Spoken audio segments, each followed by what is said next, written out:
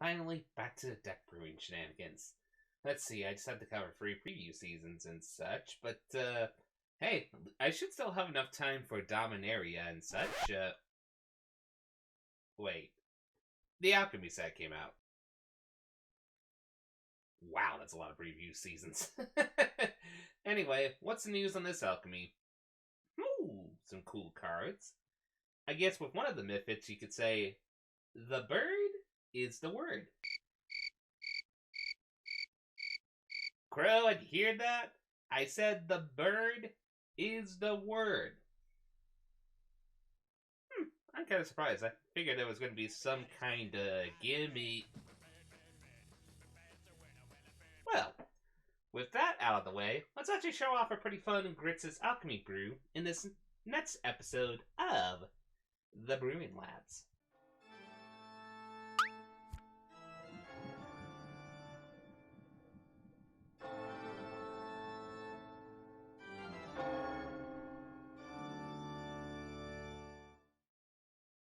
Hello everybody, and welcome to this episode of the Brewing Labs.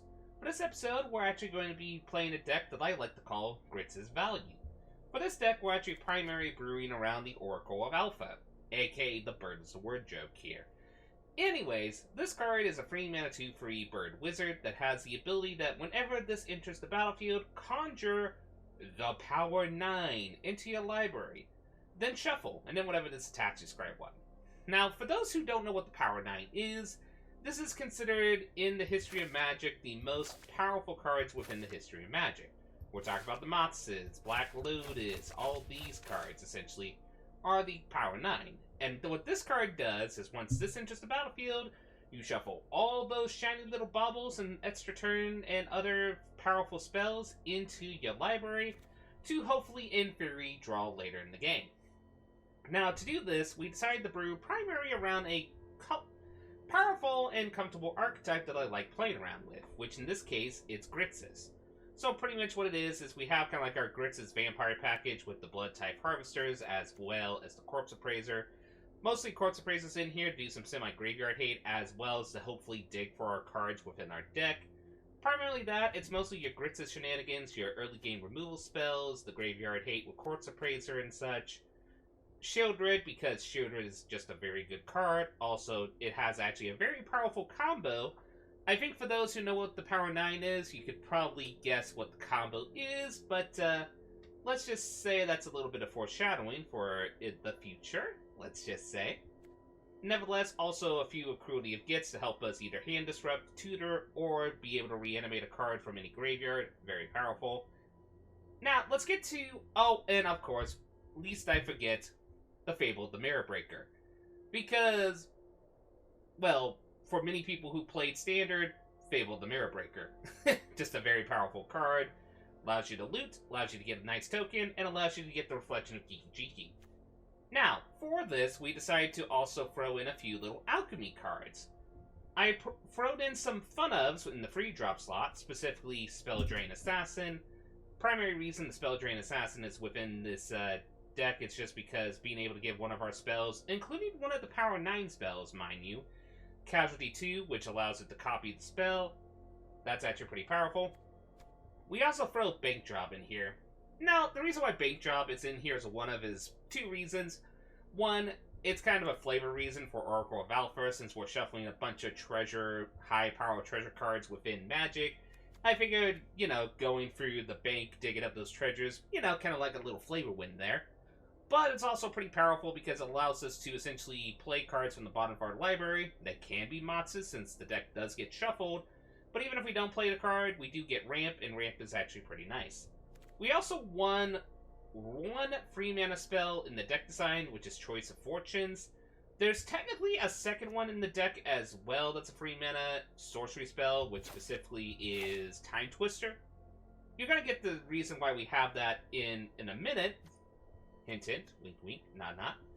But anyway, nevertheless, Bank Heist, or Bank Job, allows us to essentially just be able to play cards or ramp, which is pretty nice in this deck design. We're also running 2 Tasha Unholy Archmage.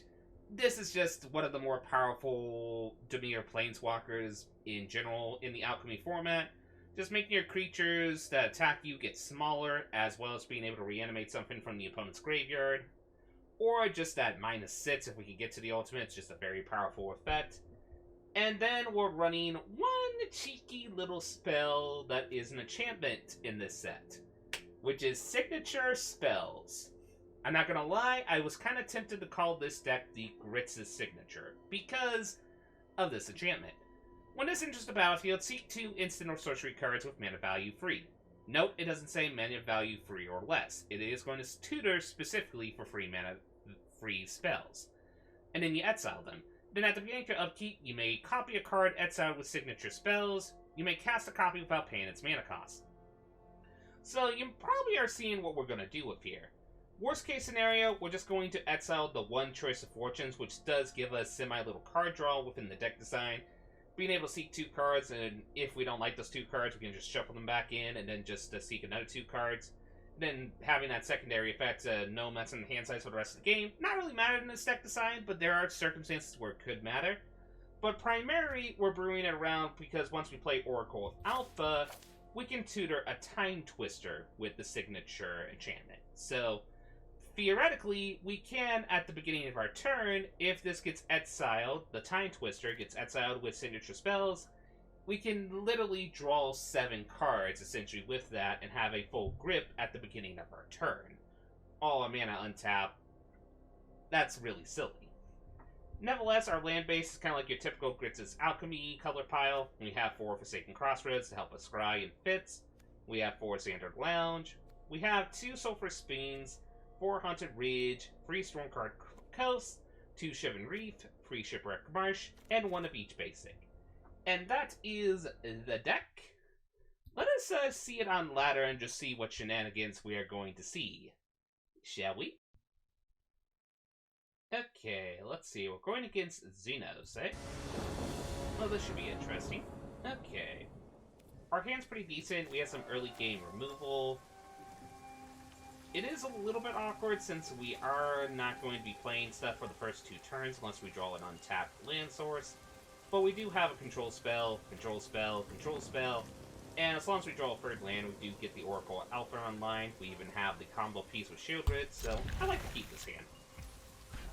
Here, I think I'm going to play this on black just so that we can scry and such and try to get land. Blood-type Harvester is tempting, though, not going to lie. I think I'm going to play out of my better judgment and keep that on top. Then we'll play this. We can have the while holding up the cut down just in case they play a 2-drop. Though judging by the land, they might be playing a control list.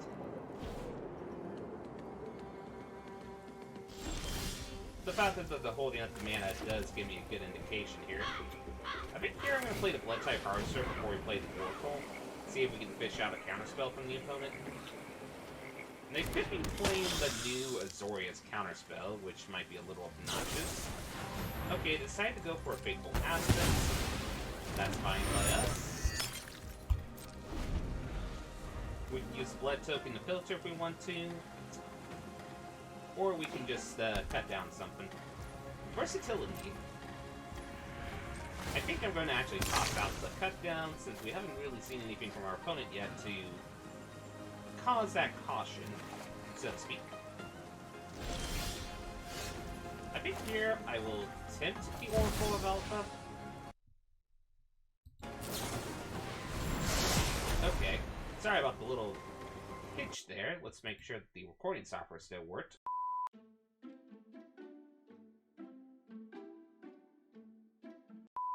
Okay, sorry about that. That was a little bit of a hiccup there.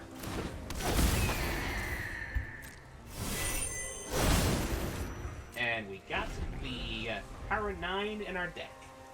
Perfect. Okay, so our opponent's gonna play blue. Oh boy, they're a key to the Archive deck. So they're going to try to get a very powerful spell, discard, and then just essentially have a powerful spell.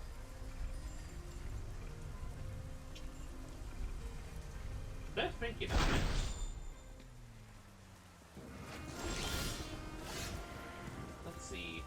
we haven't really seen any creature spells, so Quartz Appraiser is a little anticlimactic. Though we can actually play it and just exile our own vampire here. I think the land is what I want here. The Mott's is nice, the Molten Impact's nice, but feels weird passing the Mott's, but I do think I would rather have the land here. Don't miss the land drop. We're gonna strike. March. We haven't really seen any creatures yet, so I think we're going to actually toss out the bottom and just see what our opponent plays next. Probably a board wipe spell. No, Wandering Import. Okay, yeah, that makes sense. You started this fight, but I'm going to end it. Okay, so now the question is, are they going to exile? Yep. Okay. Bye-bye, Oracle. You are not much of a roadblock. Well, lucky enough we can Molten Impact here without much sweat. Before we do that, though, I think I'm going to try to fish out more removal from our opponent. We're going to attack into it. I guess that's that. And then, honestly, I think the play here is play Blood-type Harvester and see if we can get it to various contingency out of them. Sure.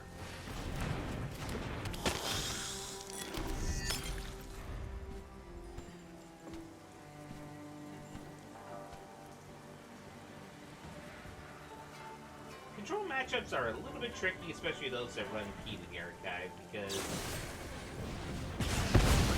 Oh, I decided to get a Lightning Bolt out of this archive. Okay.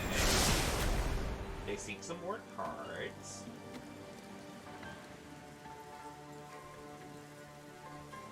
I will say, if you want to try a variation of this deck, I would recommend trying this card out.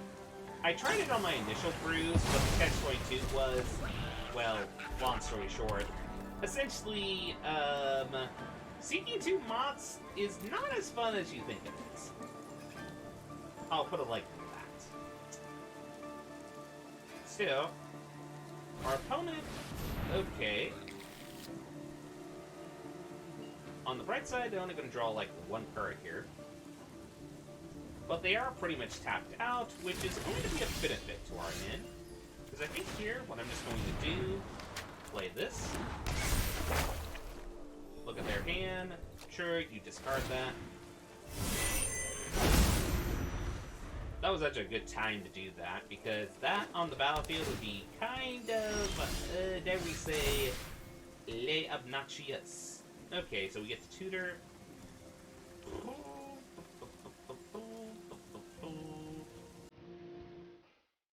think here I'm just actually going to tutor for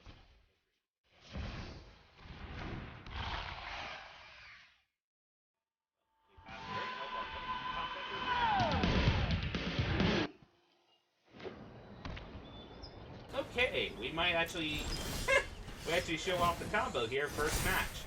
For those who don't know what the combo is, allow me to elaborate. First things first, we're going to make sure to exile this. We'll play a Mott's because, well, power 9.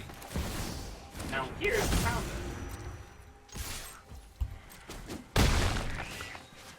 We're gonna play Time Twister. We draw 7 cards, our opponent draws 7 cards.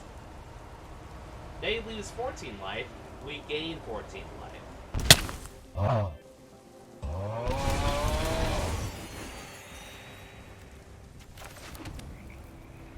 And then we can also play a Fable with the Mirror Breaker here.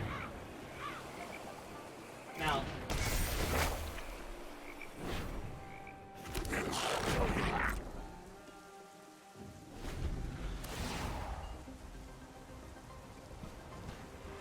and bada bing, bada boom.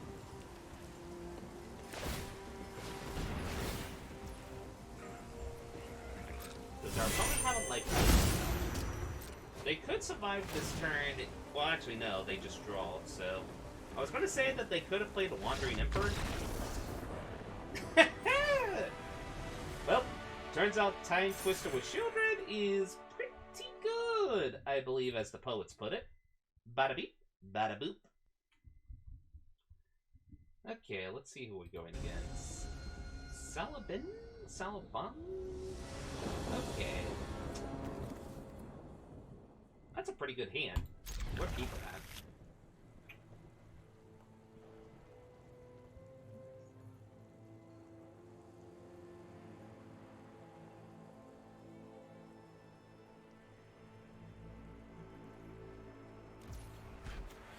So here, I'm just going to play this on blue. Oh, that's perfect.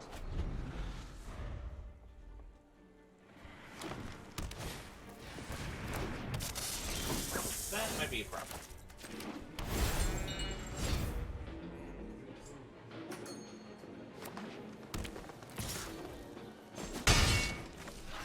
So, potentially mono green aggro seems to be the dish for the day.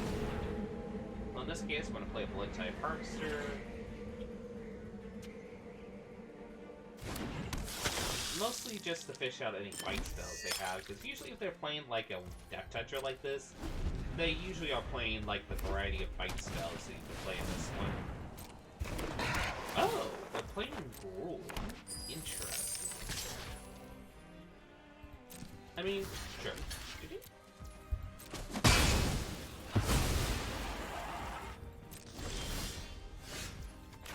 That was a nice talk there.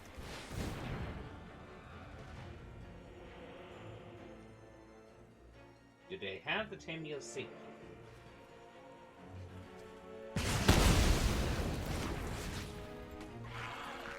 Thank you. Here.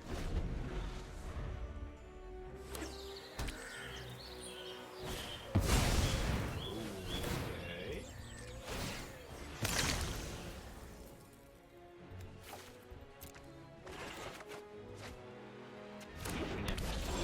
What is this creature becomes the target of a spell and building? You may exile that creature and return it to the field. Oh yeah, I forgot about this part. Over now, Let's make this snappy. I'm busy. Don't try anything cheeky now.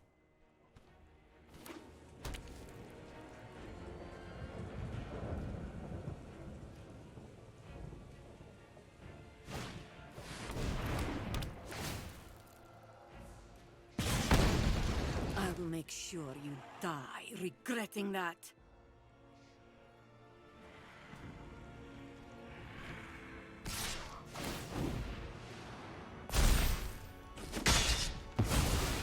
Seems I have a new rivalry. Interesting. Okay.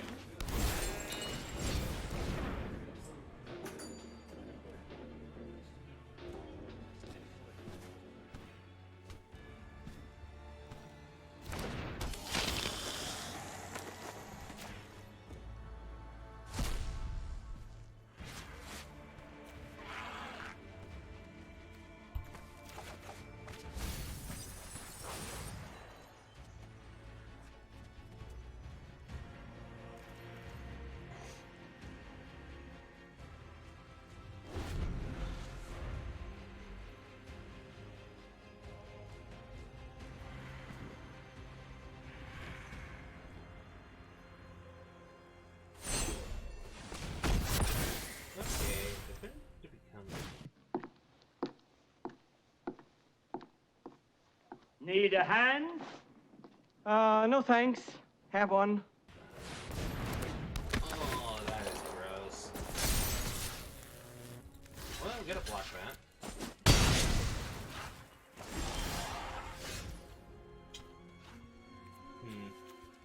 Well, I think the first things that has to go is...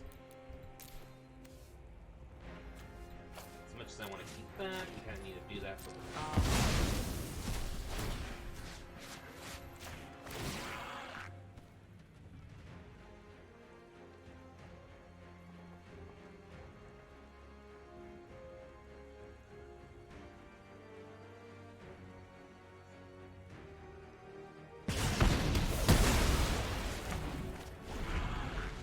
Oh, it's a May ability. Oh boy. Ow.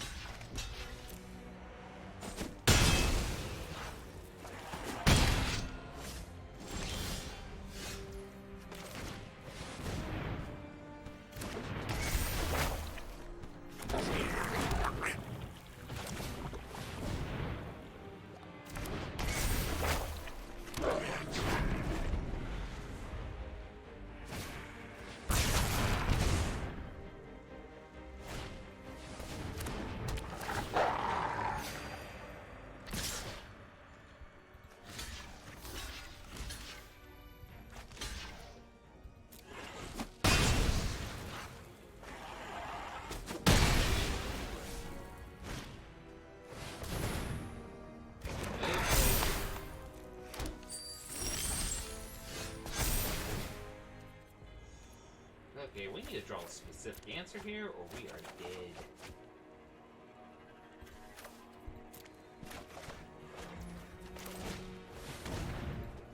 Good game. That is what we call ouchie but ouchie. But pretty good. Pretty good deck, not gonna lie.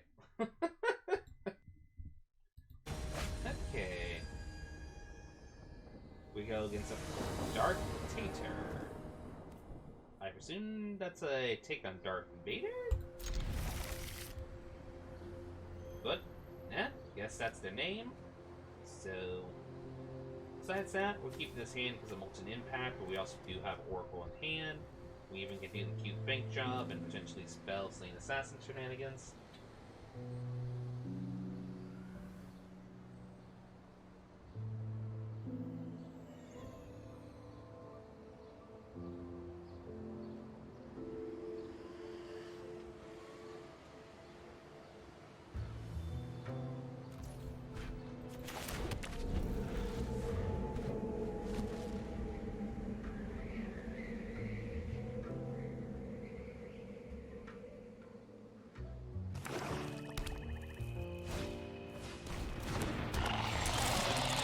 Our opponent's going to be on the aggressive.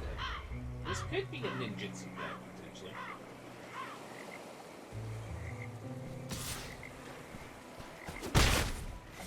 But no indication of that archetype just yet. I think for now we're just going to Molten Impact here. That way our next can just be a lightning bolt to anything. Thanks to Molten Impact's ability. But we are getting into that awkward point where we really need to draw a land here.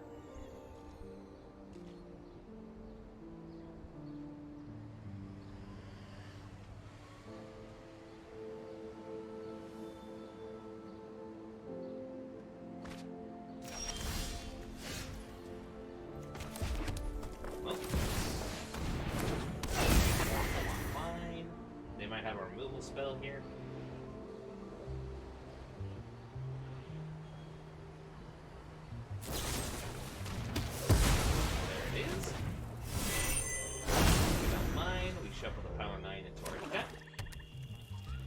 See what they play here. If they don't play too aggressive, I might just play Bank Job here. Just so that we get that resource game going. And they did not. So in that case, Bank Job. Let's go heist some Power 9 from our deck, shall we?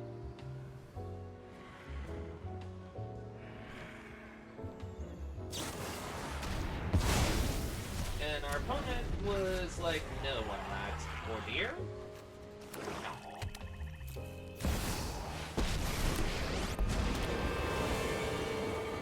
I am vengeance. Well, blood and righteous. This is one of the perfect moments to show Molten Impact's effects. Here, we're just going to destroy this creature and deal damage to that. Not gone my way. Nevertheless, we do have the Shieldred Time Twister combo, potentially.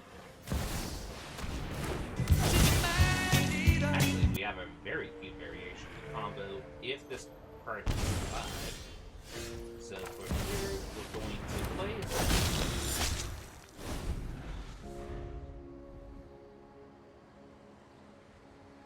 Now the thing we've got to keep in mind with this combo is that we need to, if we want to do the Time Twister for its casualty, we do need to have 2 creatures on the battlefield, one Shieldred for the combo, and the other one being the creature of the sack, with Shieldred's effect, so...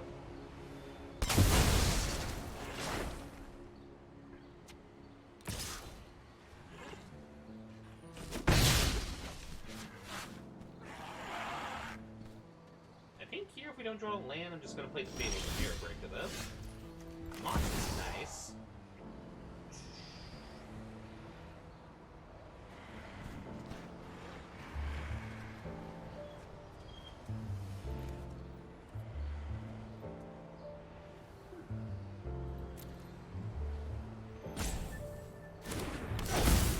Thank you.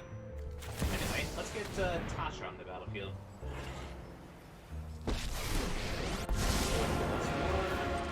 And we'll see if our opponent's deck is playing Hero's I am Downfall. ending it here.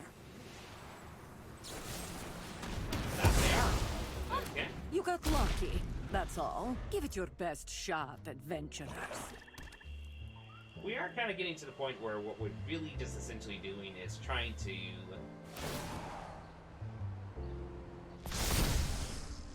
more or less try to fish out all the cards from our opponent's deck that could be problematic for us.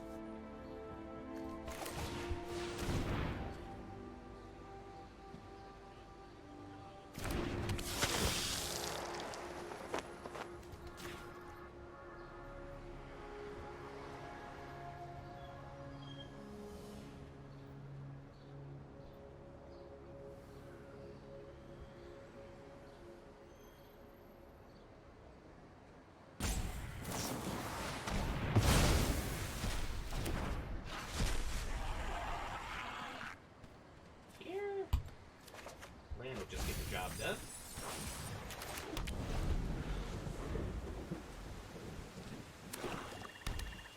Three cards left in our opponent's hand, and they're going for the buff mode.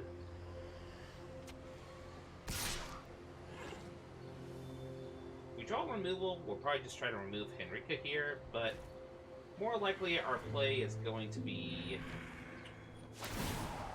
Okay, they're going all in on this aggressive plan. I think here then, I think the best play here is to play Colby gets on one. See what they have. Okay, they have a Soul Transfer in hand. That's all I needed to see. We're gonna tutor a removal spell for Henrika here.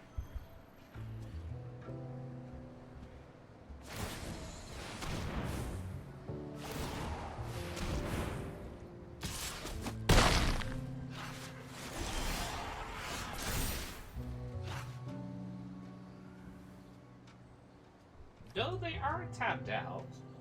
Hang on, how much mana do we have? 1, 2, 3, 4, 5, 6. Actually, we got lethal. Or very close to lethal at the very least. Here's that. We're gonna put this on flag. Don't need that. So yeah, we can play Shieldred. That's kind of hard.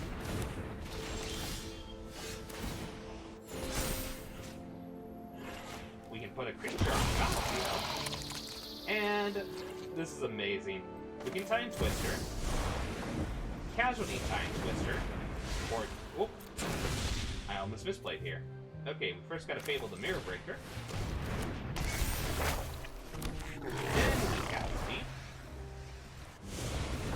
Sacrifice Goblin Shaman token. And that should deal 28 damage to our opponent because we're doing this 2 times.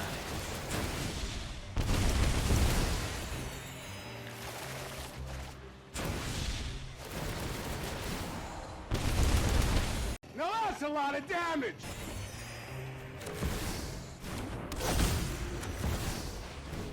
probably even just throw an extra turn in there and play a Moss, because why not?